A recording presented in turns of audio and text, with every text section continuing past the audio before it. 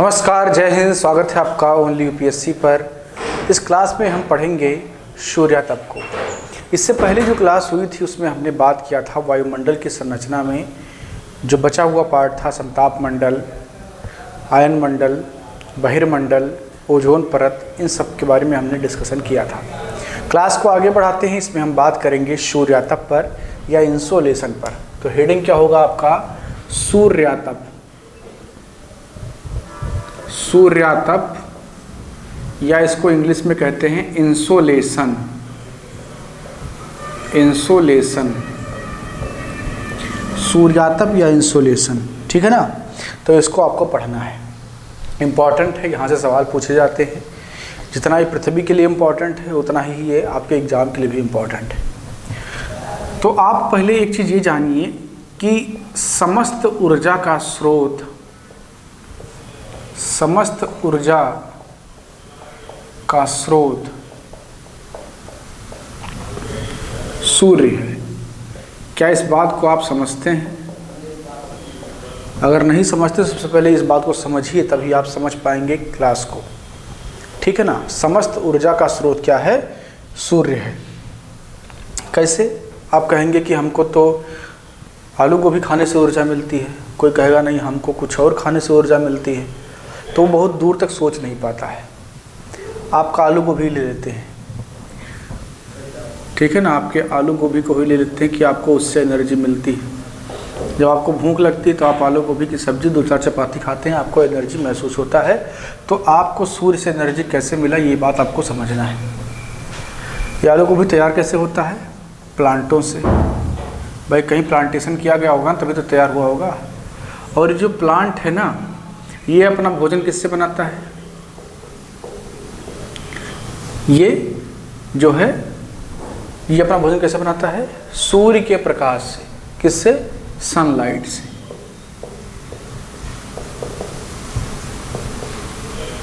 तो ये सनलाइट से अपना भोजन बनाता है। तो आपके भोजन ने अपना भोजन किससे बनाया? सनलाइट से बनाया। तो अल्टीमेटली आपको ऊर्जा किससे मिल रही है? सूर्य से मिल रही है। तो समस्त ऊर्जा का जो स्रोत है, जैसे कोई कहे कि हम बकरी खा के ऊर्जा प्राप्त करते हैं, तो मैं कहूँगा कि बकरी पाती खाती है। और पाती कहाँ से आता है? पेड़ से आता है। अब पेड़ अपना भोजन कैसे बनाता है? सूर्य से। तो इस प्रकार समस्त ऊर्जा का स्रोत सूर्य है, ठीक है ना। और यहीं से आप उस बात को समझ पाएंगे जो मैं समझाना आपको चाहता हूँ, ठीक है ना। और मुझे कबीरदास का वो दोहा याद आ रहा है कि रहीमन नरुए जो बकरी खात हैं उनकी मोटी खाल, ऐसे कुछ है, मुझे याद नहीं आ रहा एग्जैक्टली कि वो क्या है। कि मतलब वो बताना चाहते हैं कि जो बकरी पाती खात है उसकी जो है काढ़ी खाल, और जो नर बकरी खात हैं उनके कौन हवाल। तो कुल मिलाकर के ये कहना चाहते हैं कि जो बकरी पत्ती को नोच के खा लेती है उसका खाल निचोड़ा जाता है। जो इंसान उस बकरी के खाल के निचोड़ के खा रहा है ना, उसका क्या हाल होगा। तो एक दर्शन वाली बात है, यहाँ पर उसका कोई संदर्भ नहीं है, ठीक है ना।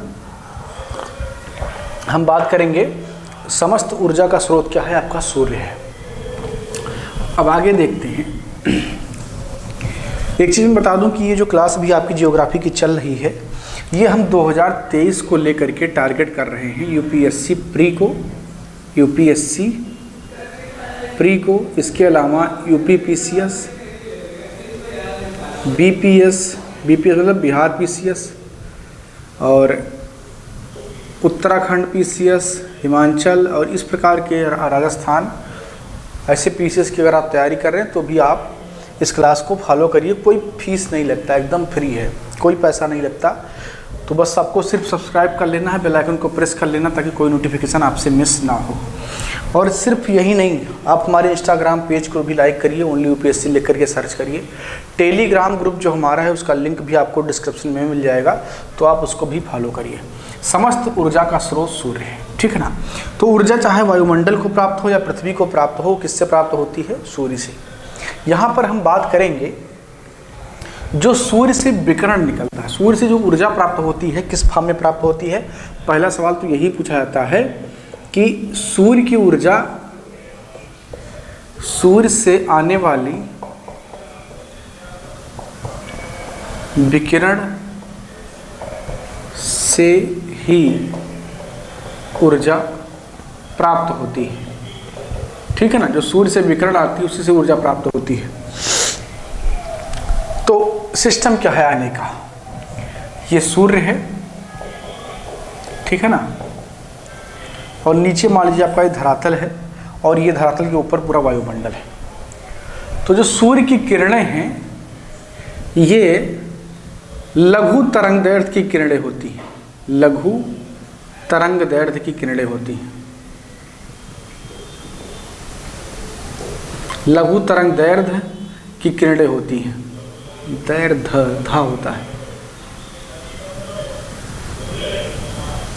लघु तरंगदैर्घ्य की किरणें होती हैं।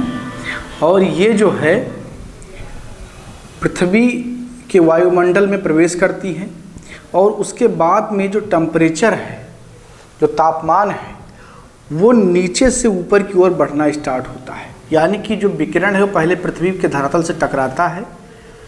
जो ताप और उष्मा में अंतर समझते कि नहीं समझते, पहले उसको समझ लीजिए। उष्मा जो है वो ऊर्जा की मात्रा है और ताप जो है उसका एक मापक है। आपने टच किया, गर्म है, ये क्या है, टेम्परेचर है। लेकिन वो जो ऊर्जा है जिसकी वजह से वो गर्म है वो उष्मा है। तो ये उष्मा और ताप में बेसिक अंतर, इसको समझ लीजिए आप लोग। तो लघु तरंगदैर्घ्य की किरणें आती हैं और पृथ्वी पर टकराने के बाद में ये दीर्घ तरंगदैर्घ्य में परिवर्तित हो जाती है। किसमें, दीर्घ में परिवर्तित हो जाती हैं और उसके बाद में धरातल से ऊपर की तरफ धीरे धीरे गर्म करती हुई जाती हैं। तो जो सूर्यातप आपका प्राप्त होता है वो इसी प्रकार से प्राप्त होता है। लेकिन हर जगह सूर्यातप बराबर मात्रा में प्राप्त नहीं होता है, हर जगह आपका सूर्यातप बराबर मात्रा में प्राप्त नहीं होता है। तो हम उन फैक्टर को देखेंगे जिन फैक्टर का प्रभाव पड़ता है सूर्यातप पर। ठीक है ना, सूर्यातप क्या है, सूर्य से आने वाला जो उष्मा है, जो ऊर्जा है विकिरण के माध्यम से, वही आपका सूर्यातप है। तो अब हम समझने का प्रयास करेंगे कि वो कौन कौन सी चीज़ें हैं जिनका सूर्यातप पर प्रभाव पड़ता है। ठीक है ना, तो देखेंगे पहली चीज, सूर्य की किरणों का झुकाव, सूर्य की किरणों का झुकाव। तो जब सूर्य की किरणें कहीं पर लंबवत पड़ेंगी सीधे सीधे, तो उस पर्टिकुलर एरिया का तापमान अधिक होगा अपेक्षाकृत अगर किरणें तिरछी पड़ रही हैं। ठीक है ना, अगर किरणें सीधे सीधे पड़ रही हैं तो सूर्यातप ज़्यादा प्राप्त होगा, लेकिन अगर किरणें तिरछा पड़ रही हैं तो इसका मतलब सूर्यातप की मात्रा कम प्राप्त होगी। कैसे इसको समझेंगे, आप जानते हैं ये पृथ्वी है और ये इसके बीच को जो है बीचों बीच को बांटने वाली रेखा भूमध्य रेखा है, जिसे विषुवत रेखा कहते हैं। सूर्य पूरा वर्ष इस विषुवत रेखा पर लंबवत होता है। आप जानते हैं कि सबसे ज़्यादा सूर्यातप कहाँ प्राप्त होता है, विषुवत रेखा के आसपास ही प्राप्त होता है सबसे ज़्यादा सूर्यातप। विषुवत रेखा थोड़ा ऊपर थोड़ा सा नीचे। रीजन क्या है, क्योंकि यहाँ पर सब जो है सूर्य पूरा साल लंबवत होता है, तो इसलिए सबसे ज़्यादा यहाँ पर सूर्यातप प्राप्त होता है। जैसे जैसे आप ऊपर जाएंगे सूर्य की किरणें जो ब्लाइंड होती चली जाती हैं, यानी कि उनमें कोण बनता चला जाता है और उस कोण की वजह से सूर्यातप की मात्रा कम प्राप्त होती है। और जैसे ही आप मकर रेखा और कर्क रेखा, मकर रेखा जो है दक्षिणी गोलार्ध में है और कर्क रेखा आपका उत्तरी गोलार्ध में है। कर्क रेखा भारत के कितने राज्यों से गुजरती है आपको बताना है कमेंट बॉक्स में। तो ये आपकी कर्क रेखा है 23.5 डिग्री और ये है आपकी मकर रेखा 23.5। ठीक है ना, इनके बीच ही सूर्य लंबवत होगा, इसके बाहर सूर्य कभी लंबवत नहीं होता है। कर्क रेखा और मकर रेखा के बीच ही सूर्य लंबवत होता है, इसके बाहर वो कभी लंबवत नहीं होता है। ठीक है ना, और सबसे ज़्यादा जो सूर्यातप है वो यहीं पर प्राप्त होता है। ठीक है ना, सबसे ज़्यादा जो सूर्यातप आपका है वो यहीं पर प्राप्त होगा। और इसीलिए इसे उष्णकटिबंध कहा जाता है। क्या कहा जाता है? उष्णकटिबंध कहा जाता है। उष्णकटिबंध इसे कहा जाता है। सबसे ज़्यादा कहाँ पर प्राप्त होगा सूर्यातप? उष्णकटिबंध में। आप अभी देख रहे हैं कि पूरी दुनिया सौर ऊर्जा की तरफ बढ़ रही है, तो सौर ऊर्जा में सबसे ज़्यादा प्रॉफिट कहाँ के लोगों को मिलेगा? जो उष्णकटिबंध में रह रहे हैं।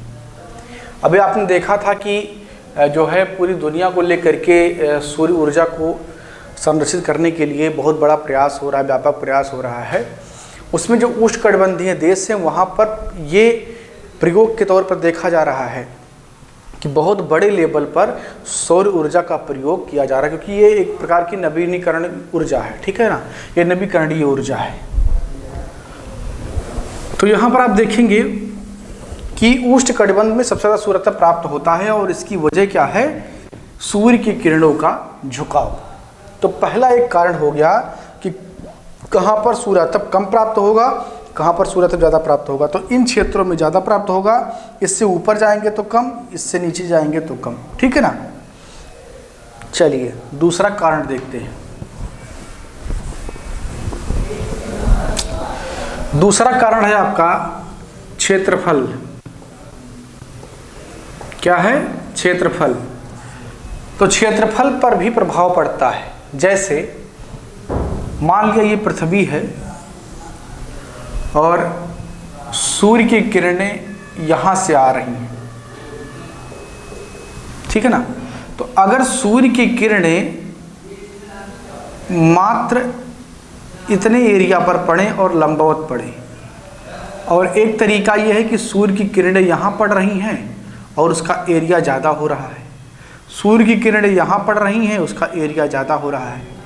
तो आप इसको ऐसे समझिए कि अगर 12 टाफी है और 6 लोगों में बांटना है तो 2-2 टाफियाँ मिलेंगी, लेकिन अगर 12 टाफी को 3 लोगों में बांटना है तो 4-4 टाफियाँ मिलेंगी।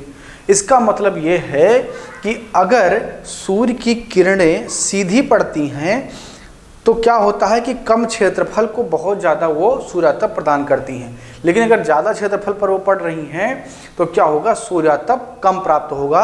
इसको बहुत आसानी से आप समझ सकते हैं। तो क्षेत्रफल का भी प्रभाव पड़ता है कि कितने पर्टिकुलर एरिया पर सूर्य की किरणें पड़ रही हैं, ठीक है ना। चलिए पहला हो गया सूर्य की किरणों का झुकाव, दूसरा हो गया क्षेत्रफल, तीसरा है वायुमंडल की मोटाई। तीसरा क्या है? वायुमंडल की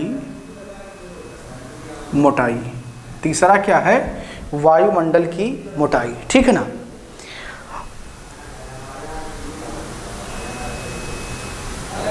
ठीक है ना। अब वायुमंडल की जो मोटाई है उसका भी प्रभाव पड़ेगा। क्यों?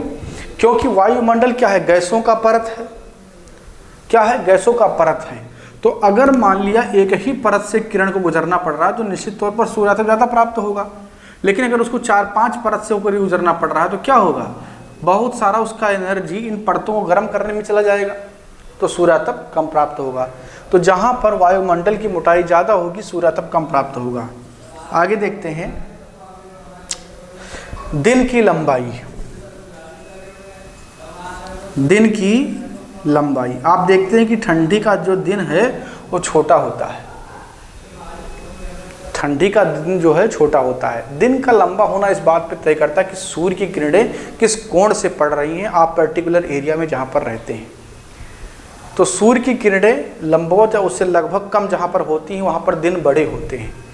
आप देखिए नॉर्थ इंडिया में गर्मी में ऐसा ही होता है। ठंडी में दिन छोटे होते हैं तो सूर्य की किरणें तिरछी पड़ रही होती हैं, बहुत कम सूर्यातप प्राप्त होता है, ठीक है ना। तो दिन की लंबाई का भी प्रभाव पड़ता है। इसके अलावा बादल, अगर बादल हैं तो उसका भी प्रभाव पड़ेगा, क्योंकि बहुत सारा सूर्यातप उनमें जो है खर्च हो जाएगा और पृथ्वी तक पहुंचने में उसे बहुत सारा सूर्यातप अपना पहले से ही नष्ट करना पड़ेगा। तो इस प्रकार सूर्यातप को प्रभावित करने वाले जो कारक हैं ये मोटा मोटी ये महत्वपूर्ण कारक हैं। तो किरणों का तिरछा होना या किरणों का झुकाव, क्षेत्रफल, वायुमंडल की मोटाई, दिन की लंबाई और बादल, ठीक है ना। तो इनका प्रभाव सबसे ज़्यादा पड़ता है सूर्यातप पर। उम्मीद करता हूँ कि ये पूरी बात आपको समझ में आई होगी। और अगर फिर भी कोई चीज़ आपके दिमाग में रह जाती है, कोई सवाल आपके दिमाग में बन रहा है कि ये पूछना चाहिए, तो पूछ लीजिए कमेंट बॉक्स में लिख करके। बाकी अगर नए हैं चैनल को सब्सक्राइब कर लीजिए, बेल आइकन को प्रेस कर लीजिए। कोई पैसा नहीं लगता, फ्री पढ़ाया जा रहा है, यूपीएससी की पूरी तैयारी फ्री करवाई जा रही है। बस सब्सक्राइब आपको करना है, ठीक है ना। मिलते हैं अगली क्लास में, बहुत बहुत धन्यवाद।